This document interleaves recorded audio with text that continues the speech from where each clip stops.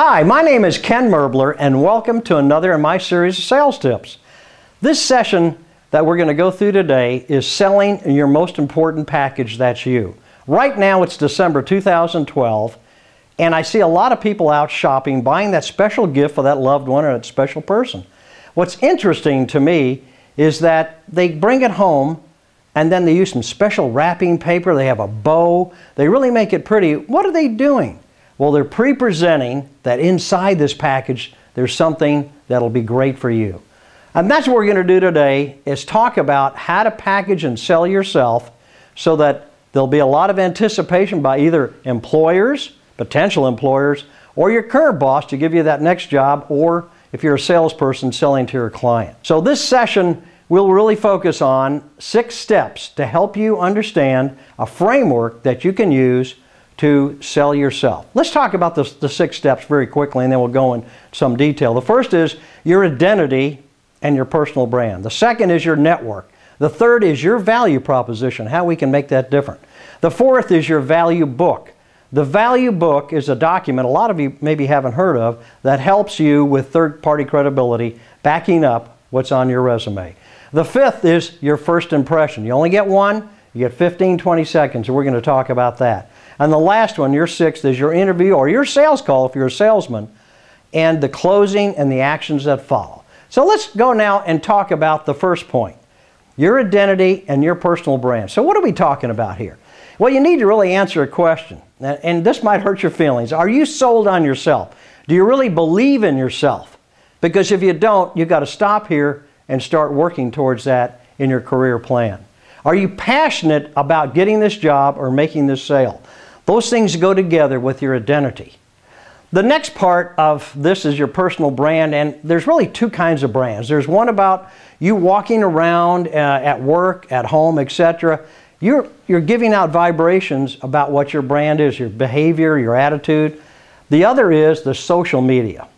The social media is becoming really, really popular. It's not a fad, it's not going away, and it's very key to you selling yourself.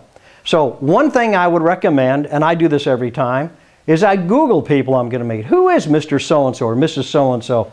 Where do they come from? Do the same to you. And what you need to find out is, what I find out in the social networking search, does it match what I want people to think of me from a personal brand perspective? Or are they out of sync, where I need to go and adjust my personal brand online so that the expectations will be met about my career path that I'm engaged in. So what I'm trying to do here is stand out. And by the way, I'm not bragging. I was teaching a class at a university and I had one person raise their hand and said, "Hey, I'm very uncomfortable with bragging." I said, "That's not what I'm talking about. I'm talking about sharing with people, like on LinkedIn. You've got your MBA, you will have it in December, so you want to make sure that people are aware that you have achieved another rung in the ladder." That's all we're talking about. We're not bragging. The next thing we want to do is determine what makes me different. What are my distinctive characteristics? So again, I can stand out. You got to realize that you cannot depend just on a resume because you look like someone in the herd. The last point on personal brand then is, ask some people that are close to you at work or at home. Ask them, what's the word of mouth on me? As I do walk around and I interact with you, how do you feel about me? What is my brand? And that'll give you some perspective on a baseline that you can go forward and improve. The second step that we're talking about is your network. And what we're saying here is, have you really identified your network? You have a lot of friends, social relationships, you have business. So there's 2 parts, although again, your personal and your business will overlap in some cases. What we want to do is understand how to utilize your network to build our career plans. Also, you've got to recognize the network is a 2-way street. It's reciprocity. I help you, you help me. So we got to pick out a few people and help them. What we've also got to do is identify some people at work, some people personal and the social side that we feel like can help us in our career path. And maybe, at this point, really, you need to select a mentor. They could become a mentor. Older, younger than you, man, woman. It's good to have someone that you can run your ideas up against so that they can validate this is a good idea.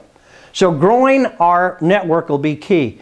One of the things I see is a lot of people feel like they don't have the skills to do that. They're very introverted. Let me give you an experience that I had, one of my strategies. I went to a seminar, and I said to myself, you know what?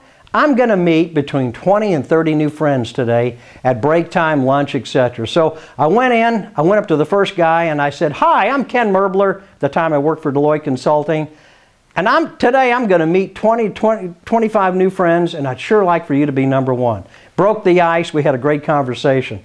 After that, I went around the room, introduced myself to a number of other folks, and I came upon this woman. She was number 10. And I walked up to her and said, hi, I'm Ken Merbler, Deloitte Consulting. And she said, what number am I? I've heard about you walking around the room introducing yourself. And I said, you're number 10, and it's great to meet you. And we had a great discussion. One of the things I'll leave you with on network is you've got to learn how to ask questions and then shut up, because people love to talk about themselves. And all you have to do is sit back, ask questions, you'll get to know a whole lot of new people.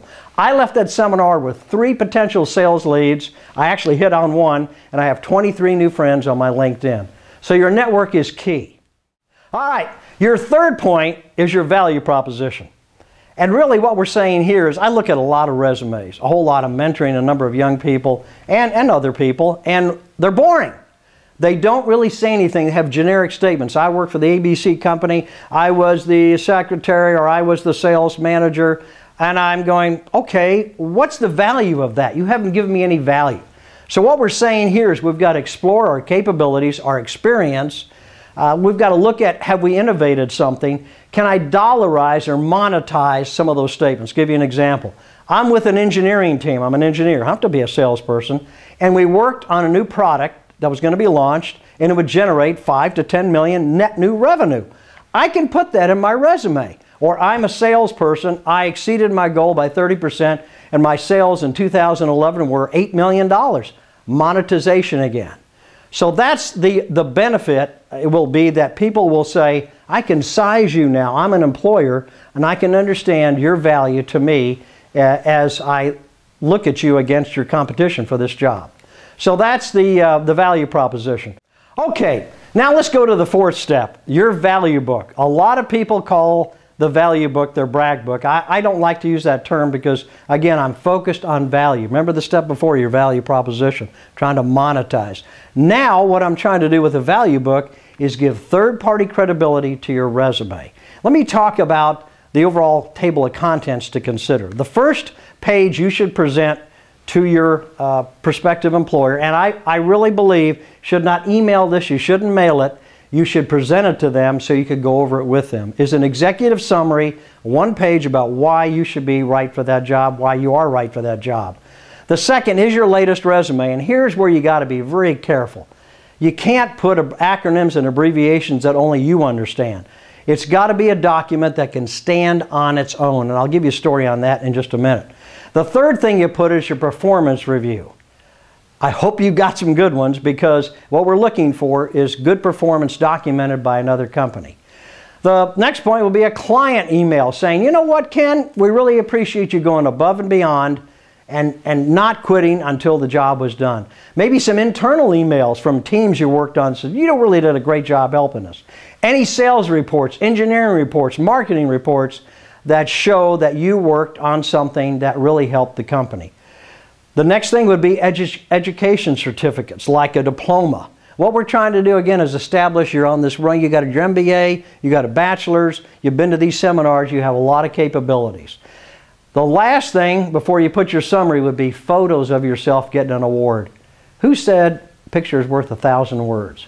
So what we're trying to do is really cement this thing with you getting Manager of the Year or Engineer of the Year, and that validates that you have a lot of value. The last page then in your book would be a closing summary summarizing why you should get the job. Let me go back just for a second on the idea of the resume and being careful about your putting something that you don't understand.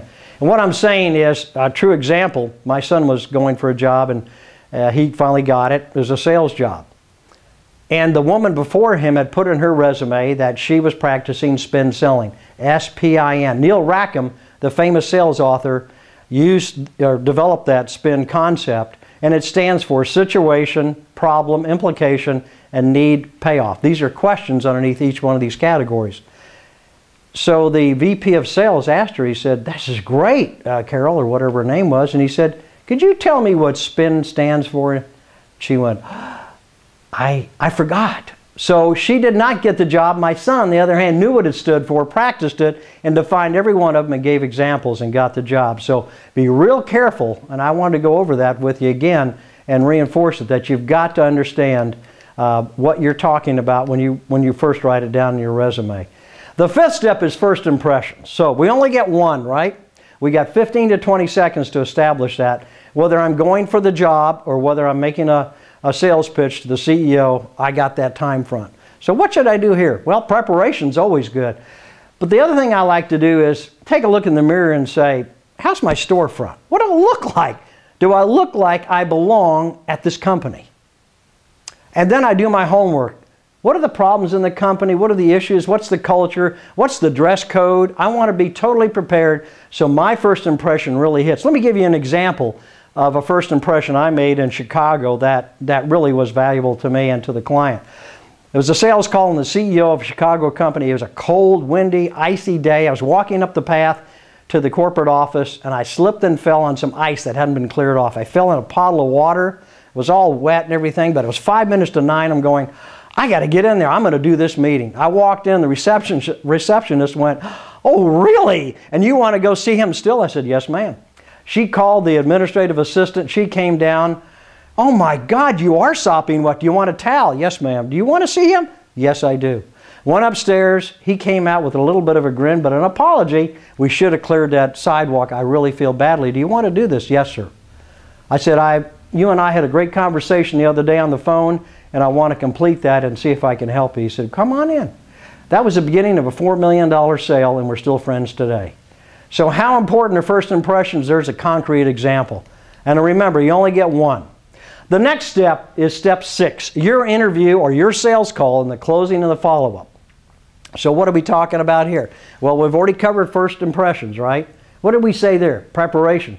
Well, I'm going to tell you again, preparation, preparation, preparation. For instance, do a role play with your mentor. Have him or her ask you questions about your resume and questions like, why do you want this job? What's your biggest problem? When's your latest failure? Tell us about why you have a bad temper. Something to throw you off your game. So you got to go in there loaded, prepared, with passion and the right attitude. You got to understand that timing is critical. You need to make sure that you're dressed correctly. For instance, if I'm interviewing at a bank, I'm dressing up. I got a tie. If I'm in Silicon Valley, I'm maybe business casual with a jacket. Those things are important. And don't forget, every person you interview, those 3 or 4 people, get a business card. Why do I want to get a business card? Well, I want to make sure that at the end of the session, I sit with the person debriefing and I say, how did I do? And he or she will probably give you some idea, but they'll probably have to follow up with you. But make sure you try to close it as much as you can. And when you leave there, you debrief with a person outside, maybe your mentor. Have him or her ask you questions so you can get all the actions down that you need to take. And then immediately send an email to everybody that you interviewed with, because remember you have their card. And then you take a pen and you write a real thank you note, which not many people do today. And what does that do? Well, it makes you different because most people won't do that. So the follow-up is crucial to you getting the job or getting the sale. So let's kind of summarize where we're at right now. We've talked about 6 steps. We've talked about your identity, your personal brand. We've talked about your network, personal and business. We've talked about your value proposition. Monetization is key, dollarization of some of the points. Not all, but some of them. Your value book. Third-party credibility to your resume. It, believe me, differentiates the heck out of you. First impressions, you only get 10 seconds to do that. A lot of preparation. And lastly, your interview or your sales call, the closing and the follow-up are critical. So with that, I'd like to thank you for watching this video today. And remember, we're trying to figure out the best way of selling your most important package you. If you have any questions, please email me at kmerbler@gmail.com. Thanks a lot. Have a terrific day.